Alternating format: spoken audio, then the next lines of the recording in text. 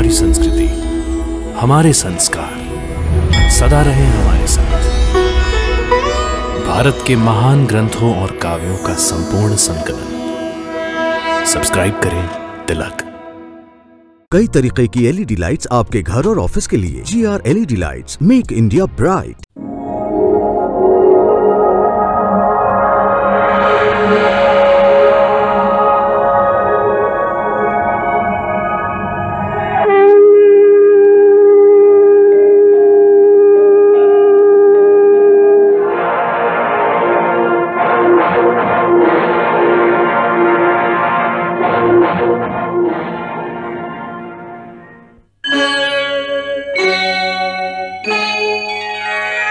कृष्णा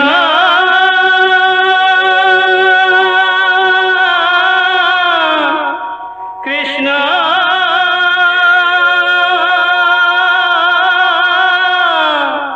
हरे कृष्णा हरे हरे।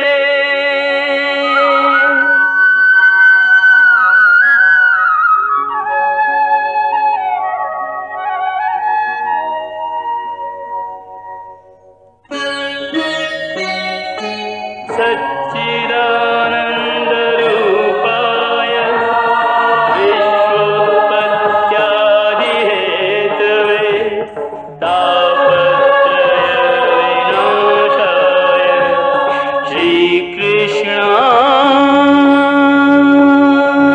वयं नमः।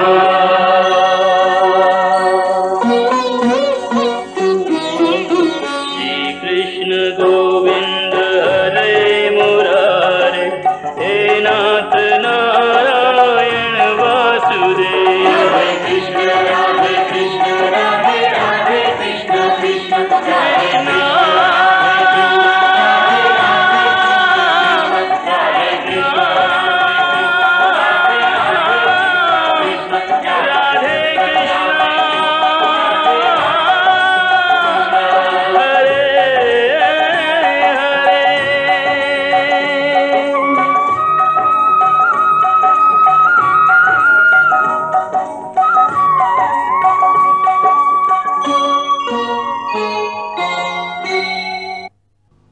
जय श्री कृष्ण। अब हम विराट स्वरूप से आगे की कथा आपको सुनाना आरंभ करेंगे। श्री कृष्ण ने गीता के 11वें अध्याय में अर्जुन को अपने विराट स्वरूप के दर्शन कराए थे। इसके बाद गीता के 7 अध्याय अभी बाकी हैं। सो पहले हम गीता के बाकी अध्याय आपको दिखाएंगे। तत्पश्चात महाभारत युद्ध के वो हिस्से प्रस्तुत करेंगे जिनमें श्री कृष्ण की मुख्य भूमिका रही और जहां उन्होंने अपने पार्थसारथी रूप का कर्तव्य निभाया। फिर पांडवों का राज्याभिषेक करके वो उन्हें फिर कुरुक्षेत्र में ले आए, जहां भीष्म पितामह तीरों की सेज पर लेटे मृत्यु का रास्ता देख रहे थे। वहां श्री कृष्ण के कहने पर उस दिव्य महापुरुष भीष्म पितामह ने पांडवों को जो अंतिम उपदेश दिया और जो ज्ञान सिखाया, उसकी उपमा सारे संसार में कहीं नहीं। ज्ञानी लोग तो उसे गीता जितना ही महत्व देते हैं। उस शांति पर्व के बाद भगवान श्री कृष्ण की मानव लीला का वो परम सुंदर भाग है, जहां उन्होंने इस धरती पे किए हुए अपने सारे कर्मों को एक एक करके सहेजा।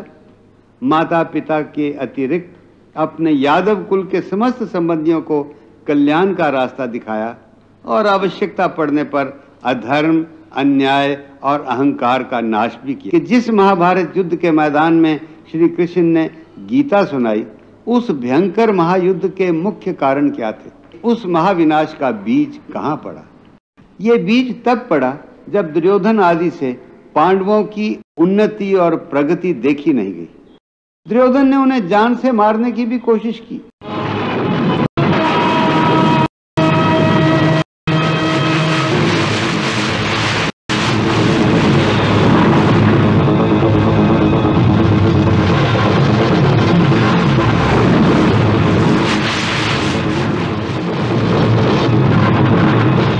जब चारों तरफ से उन्होंने उनको आग में जलाना चाहा, उन्होंने भीम को पानी में डुबोना चाहा, कुछ नहीं हुआ तो मामा शकुनी ने कहा कि जब किसी वीर को अपनी ताकत से, अपनी शक्ति से ना हरा सको तो धोखे से हराओ।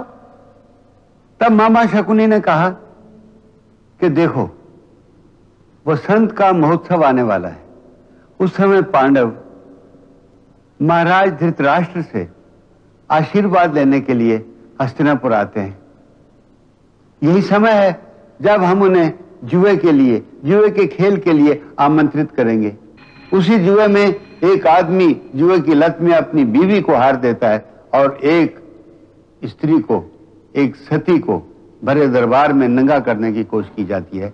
इससे बड़ा दुर्भाग्य किसी देश में, किसी संस्कृति में नहीं हो सकता।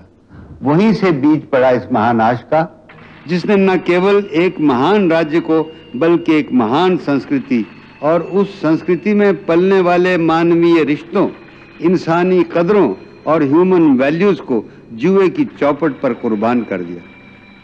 उस दिन कौरव सभा में जो जुआ खेला गया वो धर्म का खेल नहीं था, छल और कपट का खेल था। युधिष्ठिर और पांडव उसे खेल समझकर खेल रहे थे, परंतु कौरव एक युद्ध की तरह खेल रहे थे। उनकी एक ही चाल थी कि पांडवों को तबाह और बर्बाद कर दिया जाए। धोखेबाज शकुनी जीत रहा था और पांडव एक एक करके हर दाव के साथ अपना सब कुछ हारते चले जा रहे थे। प्रभु, दूत कितना विनाशकारी होता है ये जानते हुए भी धर्मराज युधिष्ठिर जैसा महाज्ञानी भी दूत जैसा महाविनाशकारी खेल खेलने के लिए तैयार हो गया है। देवी, कोई भी क्षत्रिय द्यूत और युद्ध को टाल नहीं सकता। क्षत्रिय का धर्म यही है कि जब किसी क्षत्रिय को युद्ध या जुए के लिए ललकारा जाए तो वो इनकार नहीं कर सकता, क्योंकि जुआ भी एक प्रकार का युद्ध ही है। द्यूत और युद्ध दोनों ही के परिणाम विनाशकारी हैं। फिर भी क्षत्रिय द्यूत खेलने से अपने आप को रोक नहीं सकते।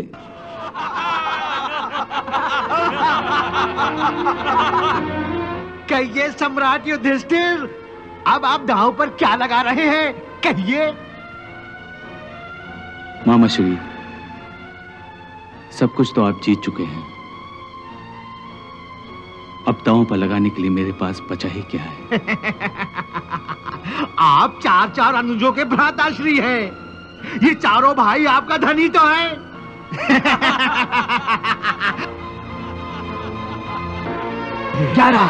11 मामा श्री, 11।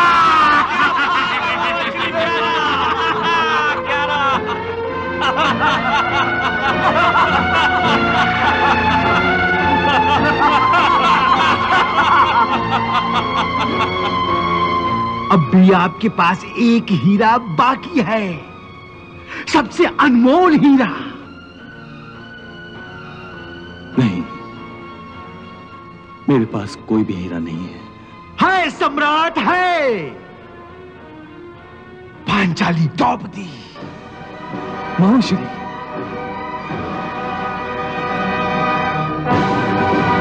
हाँ, द्रौपदी। खेलिए सम्राट युधिष्ठिर अपना अंतिम दांव, आज या पार।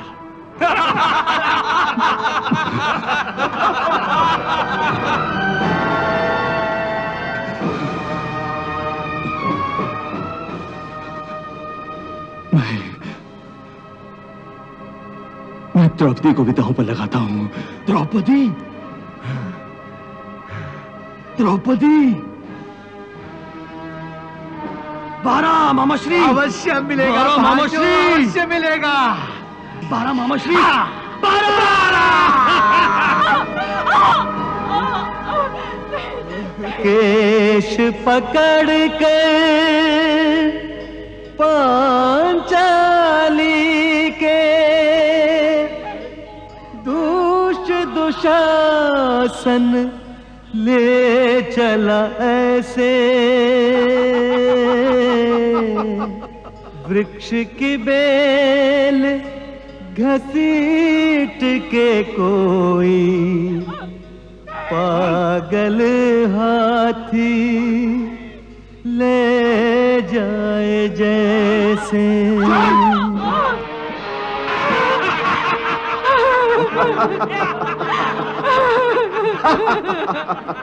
दुशासन, जो आज्ञा भ्राताश्री। उठ, उठ।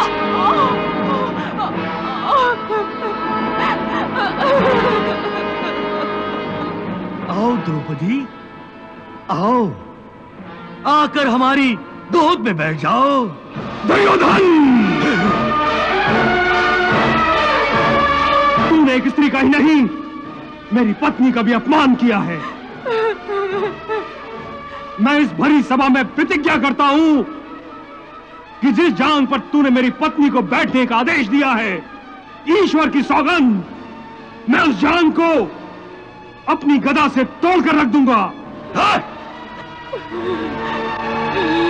और दुशासन, तुम भी मेरी दूसरी प्रतिज्ञा सुन लो। जिन हाथों से तुमने द्रौपदी के बालों को छुआ है, उन हाथों को मैं तुम्हारे शरीर से अलग कर दूंगा और तुम्हारे रक्त से मैं द्रौपदी के बाल धोऊंगा।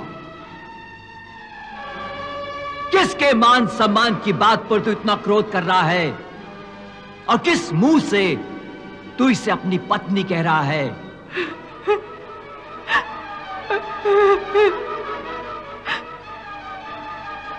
ये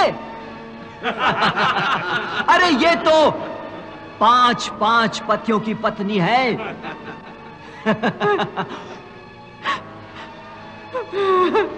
5 की जगह अगर 6 हो जाए तो कौन सा आसमान टूट पड़ेगा?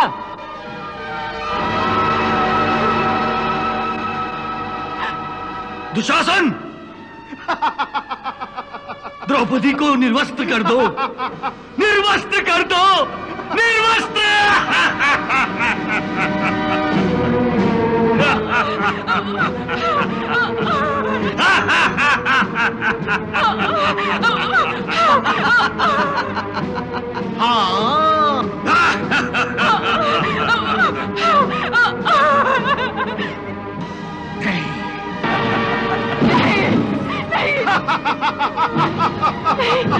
द्रौपदी के लुटने की लीला देख रहे निर्मम हो सारे। जिन पर था अभिमान वो बैठे दास बने निज से बस हारे। आस लुटी विश्वास लुटार, टूटे सब आधार सहारे।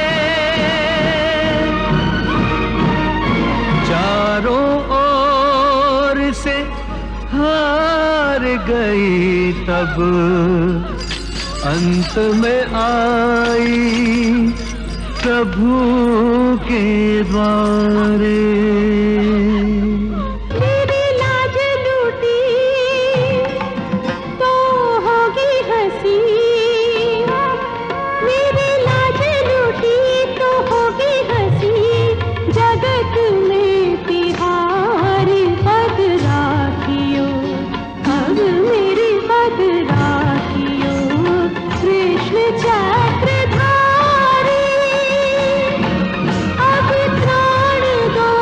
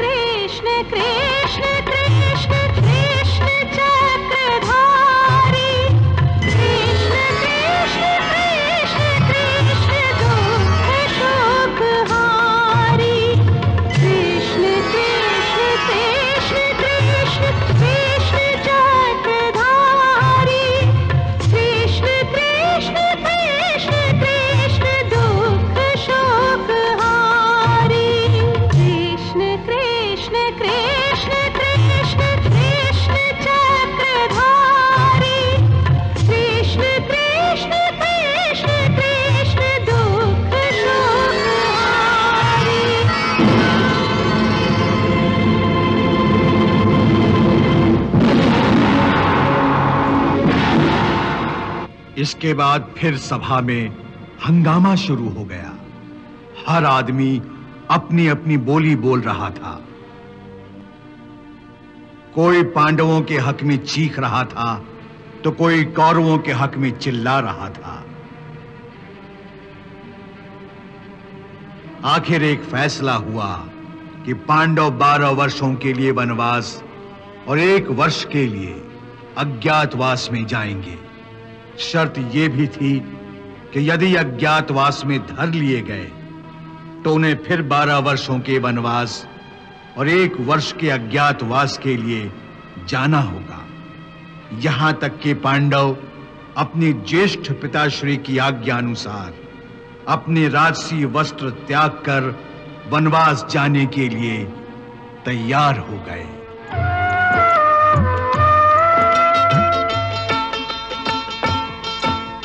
अनुमति मांगे मात से शीश नवा कर जोड़, अनुमति मांगे मात से शीश नवा कर जोड़।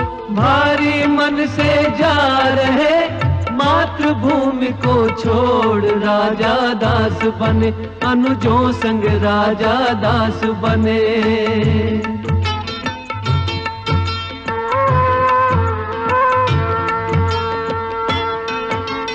जो स्वामी की राह वो पत्नी की भी राह, जो स्वामी की राह वो पत्नी की भी राह।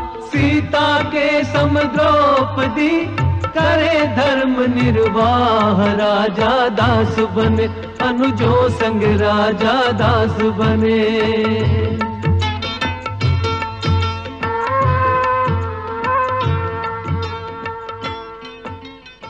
मामा श्री, मुझे इस बात का पूरा विश्वास है कि द्यूत से पहले आपने जादू मंत्र से पासों को अपने वश में कर लिया था। अभी तो पासे आपके इशारों पर नाच रहे थे। तनिक धीरे बोलो अंगराज कर्ण, धीरे। सुना नहीं आपने? दीवारों के भी कान होते हैं। यदि शकुनी मामा के षड्यंत्र का किसी को पता चल गया तो अनर्थ हो जाएगा, अनर्थ। अब कोई अनर्थ नहीं होगा मामा श्री, ना। अब हमारा कोई कुछ नहीं बिगाड़ सकता। अब हम राजा हो गए हैं, राजा। पांडव जंगल में पहुंचकर निराश हो गए थे। श्री कृष्ण ने उनकी हिम्मत बढ़ाई और उन्हें कौरवों की कुटिल चाल समझाई, जो यही चाहते थे कि पांडव निराश और बलहीन हो जाएं। कौरवों की इस चाल को विफल करने के लिए श्री कृष्ण ने पांडवों को बताया कि 13 वर्षों का वनवास असल में तुम्हारे लिए विधि का वरदान है। इसलिए विधि के इस वरदान का लाभ उठाकर पांडवों को अपनी शक्ति, अपना बल बढ़ाना चाहिए।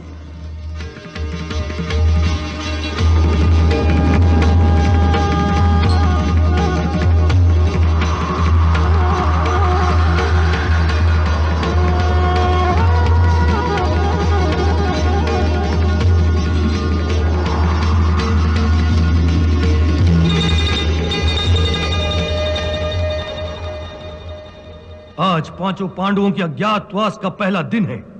जाओ, उन्हें चारों दिशाओं में तलाश करो। हर शहर, हर राज्य, हर गली में उनको ढूंढो। जंगल, बस्ती, पहाड़, पर्वत, हर जगह तलाश करो। आकाश पाताल एक करो।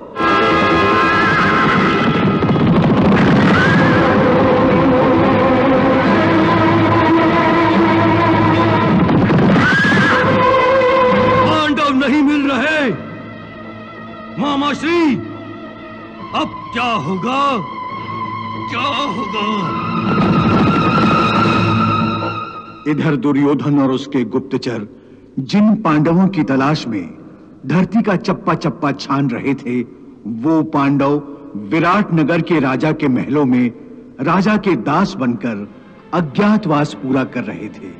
सम्राट युधिष्ठिर कंक भट्ट के नाम से राजा के मुसाहिब बनकर चौसर खेलकर उनका मनोरंजन करते थे, तो गदाधारी भीमसेन राजमहल की रसोई में बल्लभ नाम का रसोइया बनकर भोजन तैयार करता था।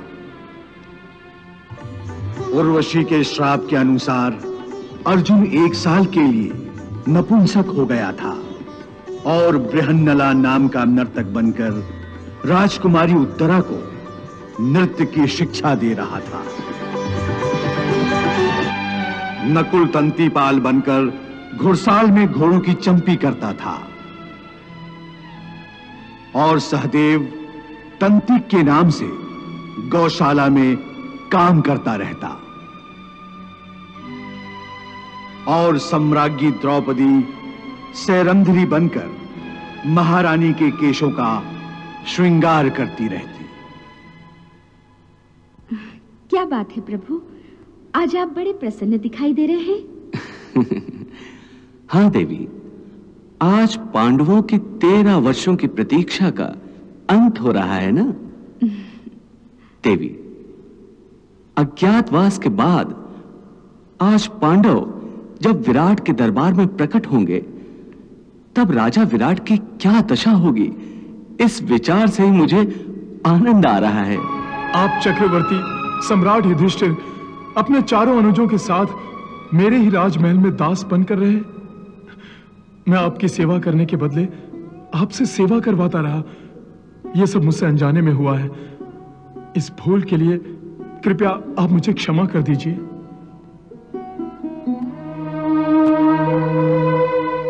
नहीं नहीं महाराज, नहीं, ये आप क्या कर रहे हैं? अनजाने में हुई भूल के लिए क्षमा मांग रहे हैं, बल्कि आपको हमें ना पहचानना ही हमारे लिए ही अच्छा था।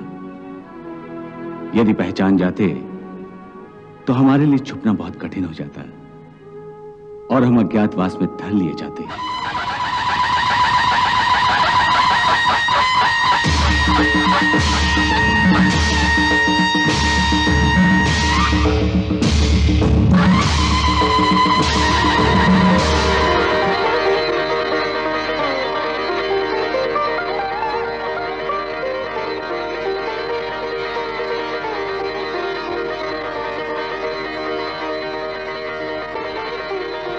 धन्य भाग्य हमारे जो द्वारकाधीश हमारे महल में पधारे। सुखी भव। प्रणाम वासुदेव, प्रणाम। आइए आइए सम्राट युधिष्ठिर।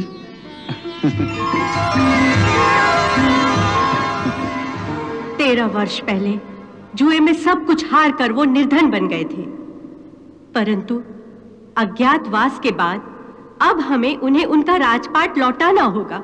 नहीं माताश्री, हस्तिनापुर के फिर से टुकड़े करके मैं पांडवों को इंद्रप्रस्थ नहीं लौटाऊंगा, नहीं लौटाऊंगा। यदि पांडवों ने हमसे उलझने की कोशिश की तो युद्ध अवश्य होगा, अवश्य होगा।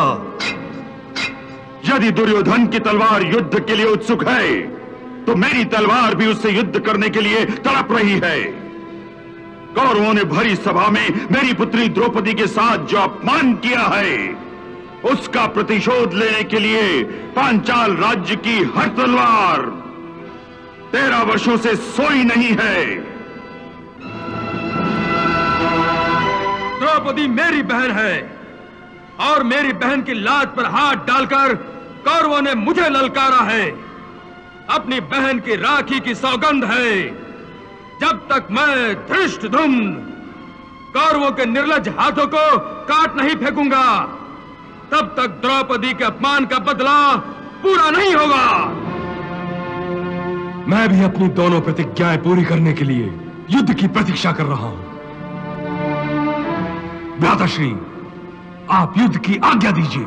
ये समय तो राजकुमारी उत्तरा और अभिमन्यु के विवाह का है। सम्राट युधिष्ठिर, विवाह टल भी सकता है परंतु युद्ध नहीं। विवाह को टालने की आवश्यकता नहीं है। यदि हमें टालना ही है तो युद्ध को टालने का प्रयास करना चाहिए, क्योंकि जब तक युद्ध अनिवार्य न हो उससे बचना ही उचित है। यदि आप सब चाहें तो युद्ध से बचने के लिए मेरे पास एक उपाय है। वो क्या उपाय है मधुसूदन? शांति का प्रयास। हे जनार्दन, तुम तो सब जानते हो मेरा शरीर अवश्य इस राज सिंहासन पर बैठा है, परंतु मेरी आत्मा को किसी ने संबंधों के प्रेम जाल में फंसाकर किसी अंधेरे कारागार में बंदी बना लिया है। मैं इस संबंध में विवश हूं, मैं विवश हूं। मैं कुछ नहीं कर सकता, कुछ नहीं कर सकता।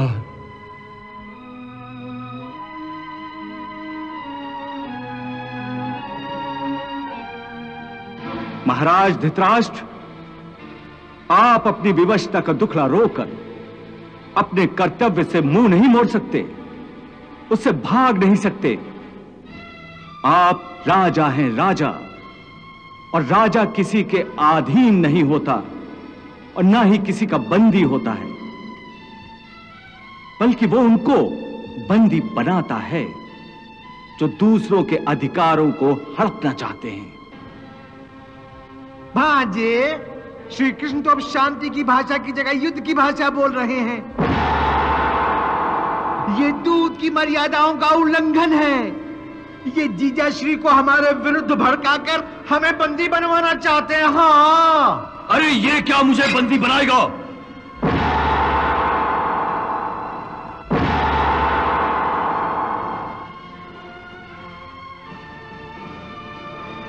मैं ही इसे बंदी बनाऊंगा। कर्ण, बंदी बना लो इस पक्षपाती दूत को। सावधान! किसी ने भी द्वारकाधीश की तरफ एक कदम बढ़ाने का साहस किया तो यहीं इसी दरबार में सरों का ढेर लगा दूंगा। सात्यकी, बैठो।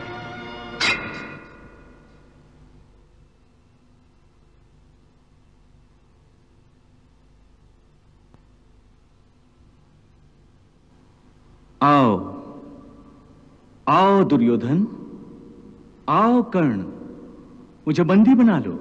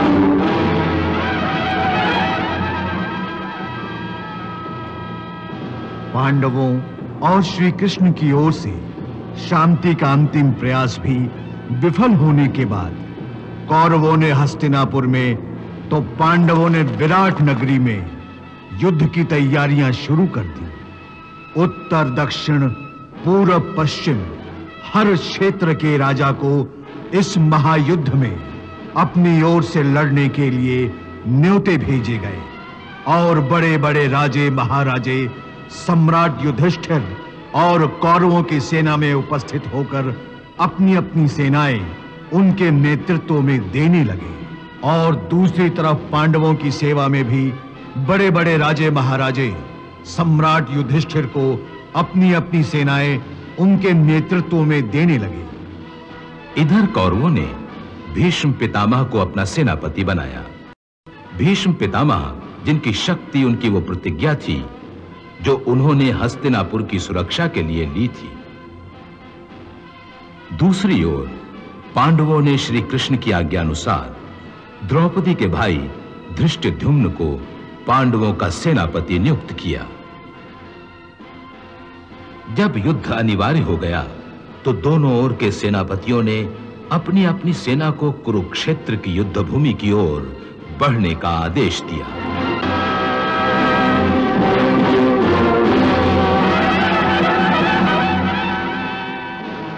मैं पितामह भीष्म कौरव सेनापति अपनी समस्त सेना को कुरुक्षेत्र की ओर प्रस्थान का आदेश देता हूं।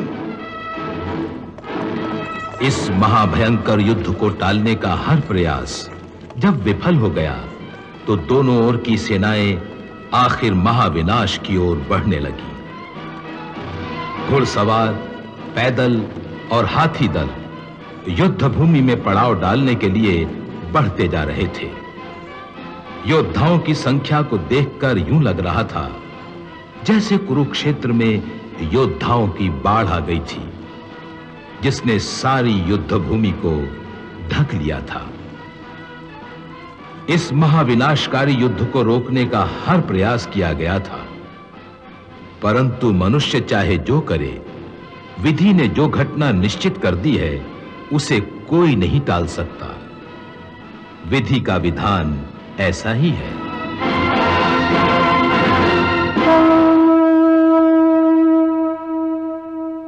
मुझे क्या पता था कि अपनी प्रतिज्ञा का धर्म निभाते हुए अधर्म का साथ देकर मुझे धर्म के विरुद्ध लड़ना होगा। जिस कुल में आप और महात्मा विदुर जैसे तपस्वियों का अपमान होता है, द्रोणाचार्य और कृपाचार्य जैसे गुरुओं की अवहेलना होती है, द्रौपदी जैसी पतिव्रता नारी की लाज के साथ खिलवाड़ किया जाता है, उस कुल का नाश तो आवश्यक हो जाता है पितामह, आवश्यक हो जाता है। तातश्री, अच्छा है कि मैं अंधा हूं, अपनी आंखों से इस महाविनाश को देख भी नहीं सकता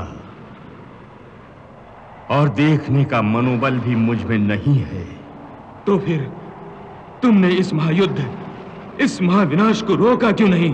हे तात, आप तो परम ज्ञानी हैं और मैं एक साधारण सा मनुष्य।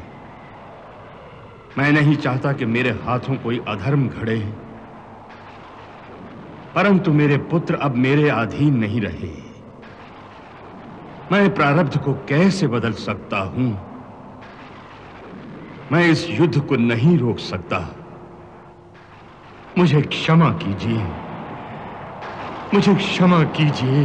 मैं तुम्हें शायद क्षमा कर भी दूं धृतराष्ट्र, परंतु कुरुक्षेत्र में जो कुछ घटने वाला है उसके लिए इतिहास तुम्हें युगों युगों तक क्षमा नहीं करेगा धृतराष्ट्र।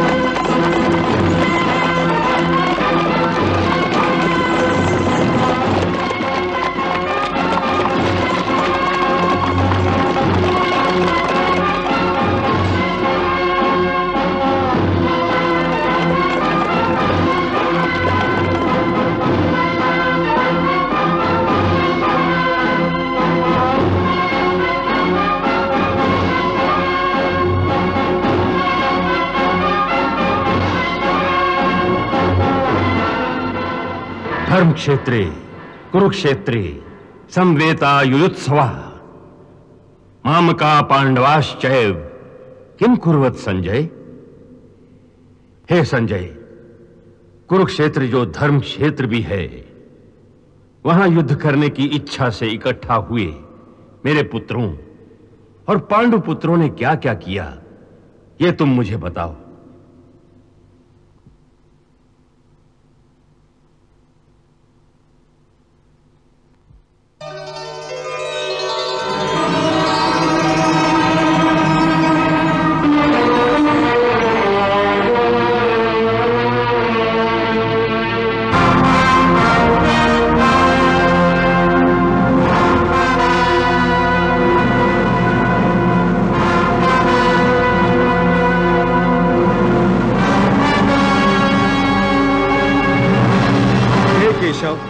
मैं कौरवों की सेना का अवलोकन करना चाहता हूं। मेरा रथ दोनों सेनाओं के मध्य में ले चलो। तो तुम देखना चाहते हो कि दुर्योधन को विजयी बनाने के लिए कौन कौन योद्धा सम्मिलित हुए हैं और तुम्हें किस किस से युद्ध करना होगा? हाँ केशव, मैं यही देखना चाहता हूं। चलो, मेरा रथ दोनों सेनाओं के मध्य में ले चलो।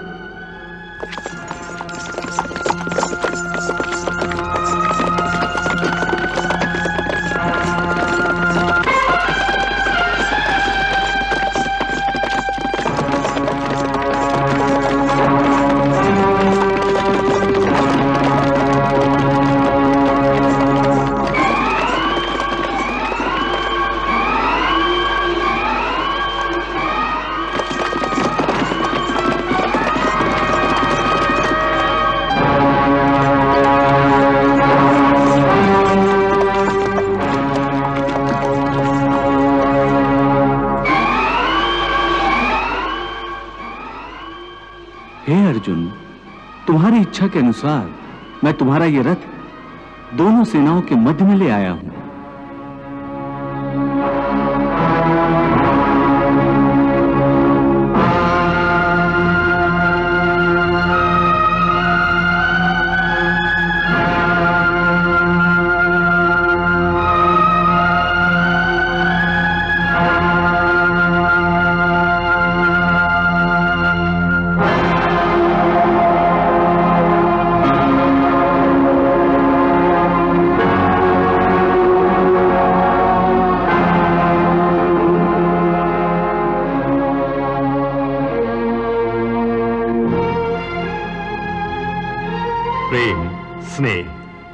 माया के जाल में फंसे अर्जुन के लिए यह वो कमजोर क्षण था जब वो स्वयं कमजोर पड़ने लगा था और शत्रुओं की सेना में अपने सगे संबंधियों को देखकर उसके हाथ पांव फूलने लगे थे। उसका आत्मविश्वास डगमगाने लगा था। वीर रस की जगह उस पर भावनाएं छाने लगी। यह समय सोचने का नहीं, युद्ध करने का है।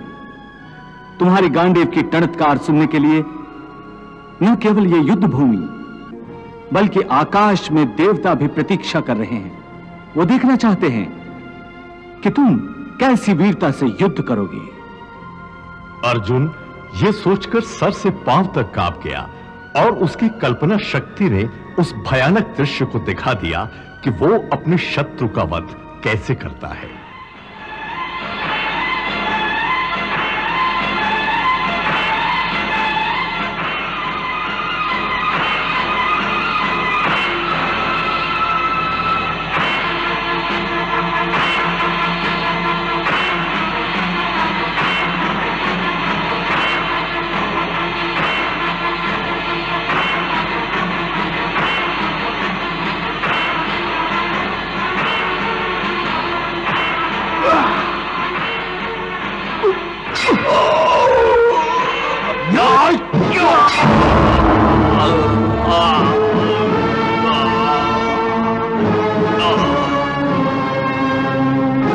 अर्जुन,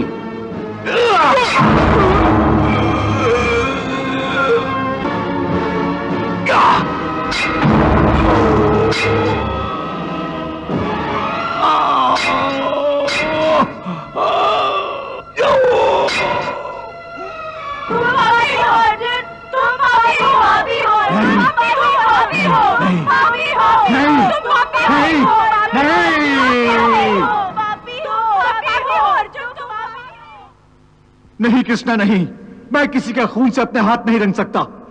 मेरी आत्मा तो उस दृश्य की कल्पना से ही कांप उठती है।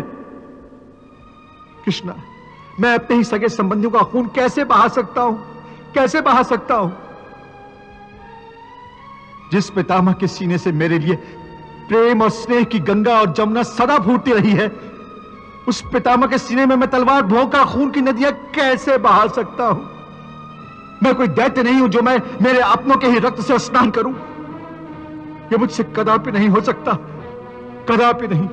पार्थ, तुम इन्हें अपना समझते हो, इसलिए तुम इन्हें मौत के घाट नहीं उतारना चाहते। परंतु यदि तुम इन्हें मौत के घाट नहीं उतारोगे तो ये अवश्य ही तुम सबको मौत के घाट उतार देंगे। हे मधुसूदन, यदि वो मुझे मारना चाहते हैं तो मार दें, मुझे इसकी कोई चिंता नहीं। परंतु मैं अपनों को ही मारकर पाप कैसे कर सकता हूं? हे केशव, तुम तो जानते हो कि कुल धर्म नाश होने से सनातन कुल धर्म का नाश हो जाता है, और धर्म के नाश हो जाने से संपूर्ण कुल में पाप उसी प्रकार फैल जाता है जैसे कोई प्राणघातक रोग मनुष्य के शरीर में फैल जाता है। और उस फैले हुए पाप के कारण उस कुल की स्त्रियां दूषित हो जाती हैं,